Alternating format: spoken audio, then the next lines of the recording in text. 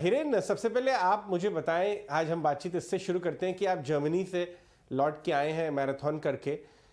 लेकिन जर्मनी के बारे में बहुत डर बैठा हुआ है पूरे दुनिया में। मैं फॉरेन फंड मैनेजर से ये बात करता हूँ यहाँ भी कि यूरोप जो है वो एक तरह से इकोनॉमिकली मेल्ट कर रहा है, पिघल रहा है, और जर्मनी वहाँ का एपिसेंटर है।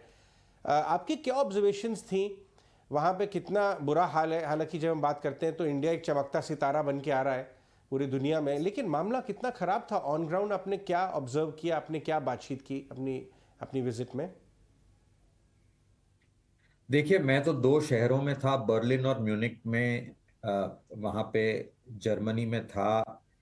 और अगर आप यूजुअली जो बोलते हैं स्ट्रीट्स पे घूमें या मॉल्स में जाएं या रेस्टोरेंट्स में जाएं, तो आपको वहाँ पे ऐसा कुछ लगेगा नहीं कि कुछ ऐसा बहुत बड़ा क्राइसिस है। हाँ, ये जरूर है। जब मैंने जो वहाँ के आम कंज्यूमर होते हैं उनके साथ जब भी मैंने बात की, जनरल चिट चैट किया, तो ये जरूर सामने आया कि वहाँ पे इन्फ्लेशन काफी खटक रहा है उनको।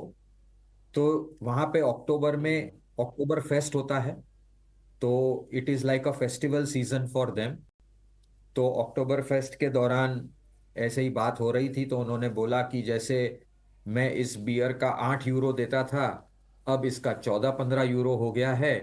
तो काफी महंगाई बढ़ गई है। वो बात सही है कि रिटेल इन्फ्लेशन जो है वहां पे काफी बड़ा हुआ है। परंतु ऐसा कोई एनर्जी क्राइसिस मुझे वहां नहीं लगा। ये समझने की उन्होंने क्या किया है, एक जो होशियारी का काम किया था कि उन्होंने आम जो जनता है वहां पे उसको इंसेंटिवाइज किया है कि आप पब्लिक ट्रांसपोर्ट यूज करें, ना कि आप प्राइवेट ट्रांसपोर्ट यूज करें जहां पे यू नो गैस या पेट्रोल की जरूरत पड़े। तो it's a very disciplined society. वैसे Germans are very disciplined. And उन्होंने छोटी छोटी तरकीबें की हैं। जैसे मैं होटल में रह रहा था, तो उन्होंने जनरल जो टेम्परेचर है एयर कंडीशनिंग का, वो 2 डिग्री थोड़ा ज्यादा रखा था ताकि उनका कंजम्पशन थोड़ा कम हो।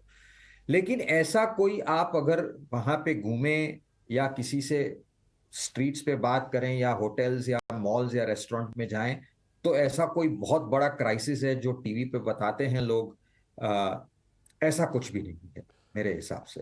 हाँ, ये रिटेल आपने बहुत इन्फ्लेशन इंटरेस्टिंग जरूर आप बढ़ी है। जी, ये आपने बहुत अच्छी इंटरेस्टिंग बात कही, क्योंकि कई बार हेडलाइंस और ग्लोबल न्यूज़ की रिपोर्टिंग में हम कुछ इश्यूज़ को शॉर्ट टर्म में ओवर एस्टिमेट करने लगते हैं और हम इंपॉर्टेंट चीज़ों को लॉन्ग टर्म में एकदम अंडर एस्टिमेट करते हैं। तो ये इकोनॉमिक क्राइसिस को लेके भी शायद बात हो। आपकी बात से काफ़ी अच्छा लगा ये जान के। आपके पीछे से काफ़ी इकोनॉमिक डेटा भी आया, आपने शायद इस पर नज़र रखी हो या नहीं, आप वेकेशन पे थे, कि आईएमएफ ने डेटा निकाला कि हालांकि ग्लोबल ग्रोथ फोरकास्ट कम की, लेकिन इंडिया की फोरकास्ट कम होने के बाद भी सारे देशों से एकदम शानदार है। आपने तो बहुत अपनी लंबी अवधि में मार्केट को देखा है, इकोनॉमी को देखा है। आपको इस समय कॉर्पोरेट इंडिया और जो ग्रोथ एस्टिमेट्स आए, उनकी ट्रैजेक्टरी कितनी ज़्यादा कंफर्ट दे रही है एज अ मनी मैनेजर? देखिए, ये मैक्रो लेवल पे जीडीपी 7 हो 6.5 हो, मेरे हिसाब से इस पे इन्वेस्टिंग पे कोई बहुत बड़ा प्रभाव नहीं होगा। क्योंकि जीडीपी जो है वो is a summation of a lot of things, right. But अगर मैं यहाँ पे कंपनियों से अगर बात करूं, और अभी सेकेंड क्वार्टर रिजल्ट का सीजन चल रहा है, अगर हम रिजल्ट का ट्रेंड देखें, तो मेरे हिसाब से कॉर्पोरेट इंडिया जो है वो काफी अच्छा कर रहा है। बावजूद कि थोड़े से जो डिसरप्शन हमने देखे, जैसे रॉ मटेरियल प्राइस इंक्रीजेस हैं या मार्जिन प्रेशर है, परंतु अगर आप ओवरऑल मूड कॉर्पोरेट इंडिया का देखें तो वो बहुत ही कॉन्फिडेंट और सतर्क है। तो मुझे ये सब मैक्रो आईएमएफ वर्ल्ड डेटा वगैरह जो अपग्रेड डाउनग्रेड करते हैं, मुझे लगता है उसका कोई बहुत बड़ा प्रभाव नहीं है। मुझे लग रहा है कि इंडिया का मैक्रो और माइक्रो दोनों ही रिलेटिवली स्ट्रांग हैं।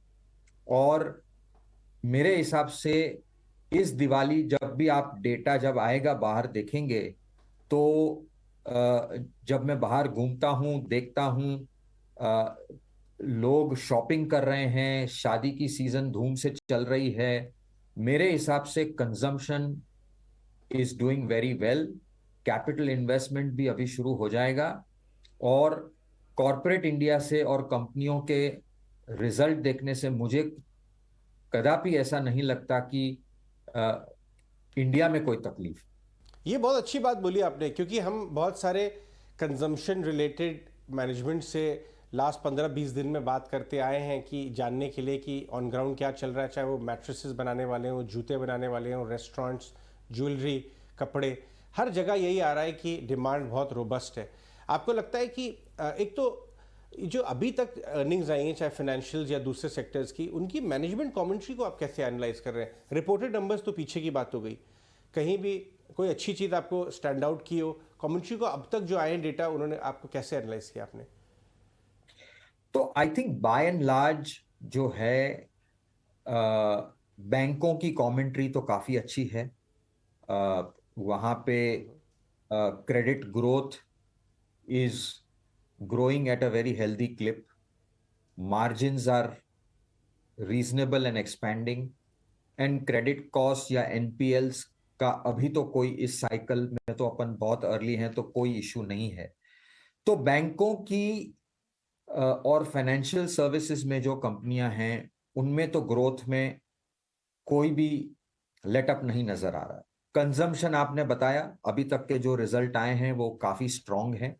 कंजम्पशन में सिर्फ एक ही ट्रेंड है कि जो लोअर एंड के कंजम्पशन बास्केट है, वहां पे थोड़ा सा अभी जितना पिकअप होना चाहिए प्री कोविड वो नहीं हुआ है। क्योंकि जो मध्यम और उसके निचले वर्ग के जो लोग हैं, उनको डेफिनेटली इन्फ्लेशन की वजह से थोड़ा सा इम्पैक्ट हुआ है। हालांकि अगर आप अबव एवरेज वर्ग के लोग देखें, इनकम के, जो प्रीमियम कंजम्पशन करते हैं, फिर ये एसयूवी हो, गाड़ी हो, यू नो,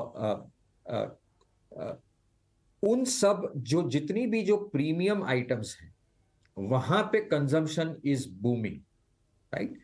तो मेरे हिसाब से जी। कंज्यूमर भी ऑल्सो ओवरऑल, अगर आप लो टिकट लोअर इनकम की बात करें, तो वहां पे अभी भी थोड़ा सा रिवाइवल बाकी है।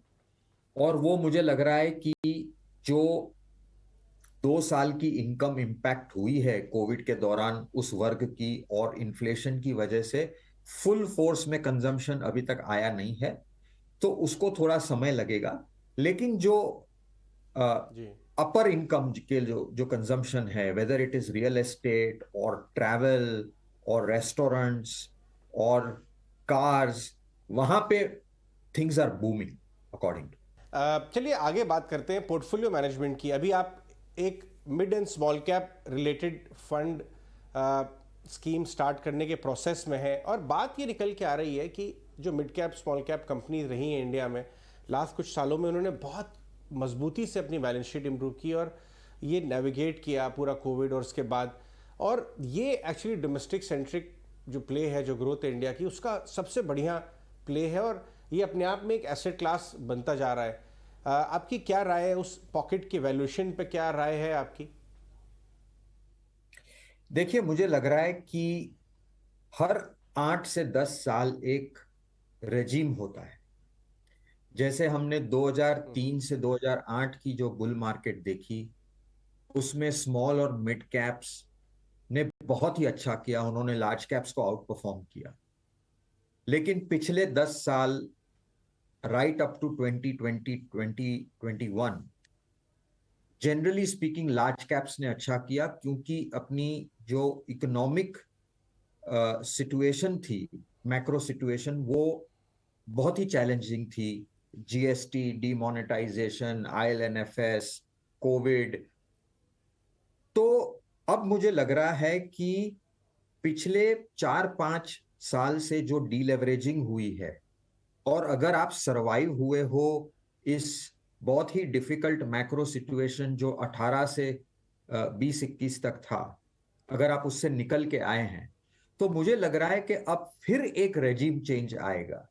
और इस बार इस जो बुल मार्केट है जो कोविड लोज से शुरू हुई है, वहां पे मुझे लग रहा है कि small and mid caps over the long run will again out perform the large caps.